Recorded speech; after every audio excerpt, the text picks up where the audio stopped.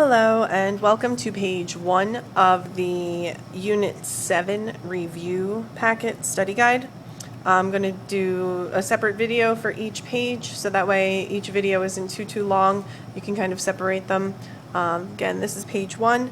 At the top it says, with each question you will be given time to try and complete it yourself without your notes to see what you remember. Star the questions that you struggled with so that way you can make sure that you study those extra later on.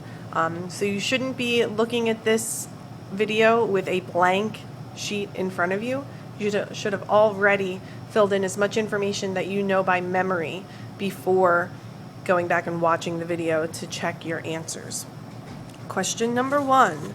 The long strand of DNA. The long strand of genetic information that all cells contain is called DNA.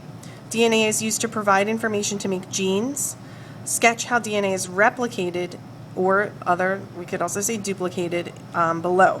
So you see you have your strand of DNA here. DNA is unzipped by an enzyme called DNA polymerase. We know that it's an enzyme because of the ASE that the word ends with. So this is unzipped by the DNA polymerase, and you have two sides of the original strand being used as a template or a model to build the new strand of DNA. Because it uses the old strand as a template, it's called a semi-conservative process.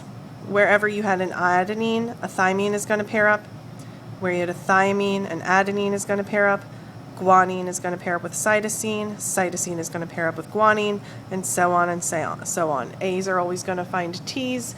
G's are always going to find C's, or else you are a mutant.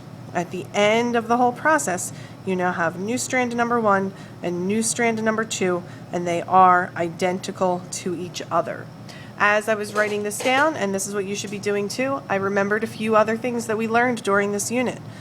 DNA replication always takes place in the nucleus because the DNA can't leave the nucleus.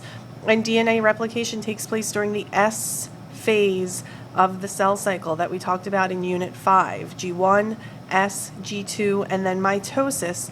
That S stands for synthesis. DNA synthesis, which is DNA replication, making new DNA. Number 3, the two strands of DNA are held together by hydrogen bonds. So the hydrogen bonds are going to go right in between your nitrogenous bases there, hydrogen bonds. The nitrogenous base adenine pairs with thymine, guanine pairs with cytosine. These are Irwin-Chargaff's rules for base pairing. When it's time to make proteins, DNA has to be transcribed into RNA. Transcribed is another word for copy. A transcriptionist copies down everything that's said in a courtroom. Your transcripts are copies of your grades. So transcribe, it means to make a copy of something. So RNA transcribes the information carried on the DNA. Adenine is now going to pair with uracil instead of thymine. I wrote a few notes of things that I remembered from this unit. RNA is single-stranded, where DNA was double-stranded. RNA has the nitrogenous base uracil instead of thymine, and RNA has the 5-carbon sugar ribose rather than deoxyribose.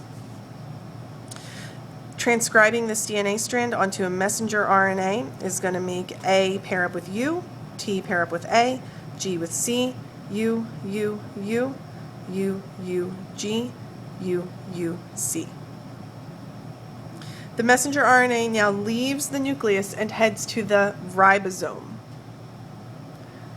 The ribosome is the organelle responsible for protein synthesis. It is the site of protein synthesis. So again, here's your cell, here's your nucleus, DNA trapped inside, transcribes its information onto a strand of messenger RNA. The messenger RNA is going to leave the nucleus and come out into the cytoplasm and look for a ribosome. There are ribosomes found on the rough endoplasmic reticulum. R for rough is what makes the rough endoplasmic reticulum rough. They're also found free swimming in the cytoplasm. And that ends page 1.